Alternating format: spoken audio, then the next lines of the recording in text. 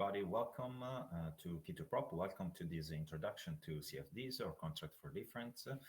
In the next few minutes, we'll cover the basic of how CFD works, what makes them unique, and when they might make sense for a trader. This is a beginner-friendly overview, so do not worry if you never trade with CFDs before. Let's start with the first slide, and let's define what a CFD is. A CFD is a financial contract between a trader and a broker. The idea is very simple. You don't own the actual asset, like, for example, a stock, a commodity, or an index.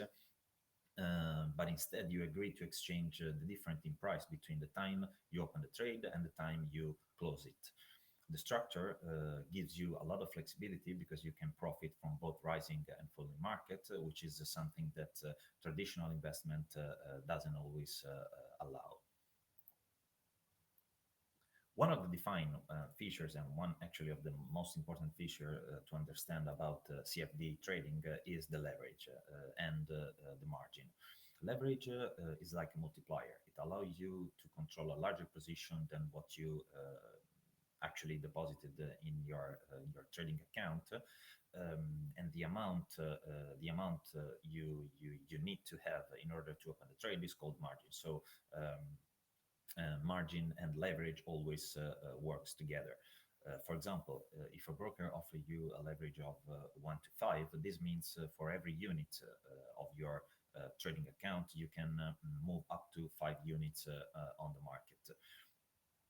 On the other side, margin is the capital requirement your broker asks to open that trade. So, and is the opposite of the leverage. So, a leverage of 1 to 5 means the margin requirement is 20%.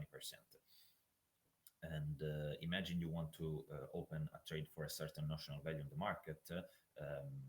Then you need to have on your trading account at least 20% of that notional value. Otherwise, your broker won't allow you to open the trade.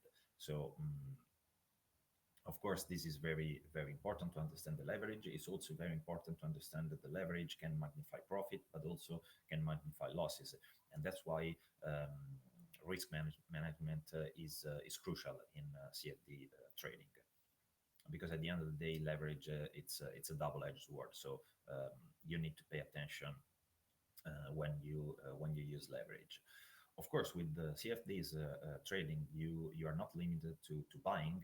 You can also go short on the market. Of course, going long means you expect the price of the underlying asset will rise in the near term, and on the opposite side, if you are willing to go short, this means that you will profit if the price of the underlying asset will fall. This ability to trade in both directions is one of the most crucial feature of CFDs, because especially in volatile market, you can really do great profit in a small amount of time. Let's look at a practical example here, because in this slide you can better understand what we have talked about until now. Imagine the stock ABC is trading at 50 euros. If you buy 100 CFDs, your total exposure or total notional value is 5,000 euro. Now, if your broker provides you with a leverage of 1 to 5, then you need only the 20% of the notional value. So 1,000 euro of margin. This is the margin requirement to open the trade. Then, if the price rises to 52 euro, you make a profit on the difference. So you make 2 euro profit per shares, which is 200 euro.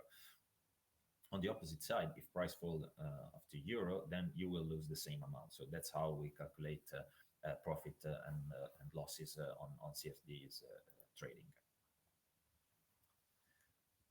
When they make sense for trader, CFDs are always, I would say always, but let's say often used for short or medium-term strategies rather than long-term investing. Many traders use them to speculate on quick market moves, like, for example, following earnings announcement or, I don't know, macro data release. and so on. But I can also be used for hedging in an investment perspective. So imagine you own a portfolio on stocks, on real stocks, but you think at the same time in the near term the market could fall or could retrace a bit. Then you can decide to open a short position on a CFDs on an index, and in this way, if your portfolio loses value, then the gain from your CFDs position can offset at least some of the losses. Then, of course, before you open a trade in CFDs, you should check and you should follow a predefined checklist because it's essential in order to be profitable on the market. So the first thing to do is always define the amount of risk you're willing to take per trade. Then you have to calculate your position size carefully and make sure you have enough margin available. You should also check all the costs, such as spread, commission, overnight fees, for example, swaps, and this kind of costs that are involved in CFD trading.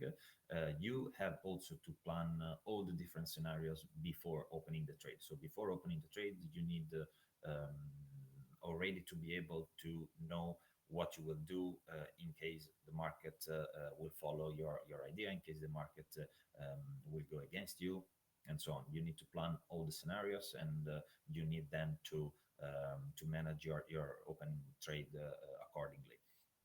Of course, you have also to avoid over trading.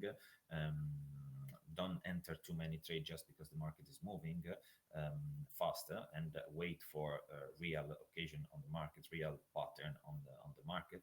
And finally, of course, very important is to keep a trading journal. With a trading journal, you can track your trades over the time. You can track your strategies. You can have very important stats about your trading account and about your trading setups. But most importantly, the keeping a trading journal helps you to avoid common beginner mistakes and helps you to learn from your old mistakes. So to sum up, CFDs are flexible trading instruments that let you speculate on price moves in both directions using leverage. However, the same leverage means also higher risk. So risk management is absolutely crucial when you trade using CFDs.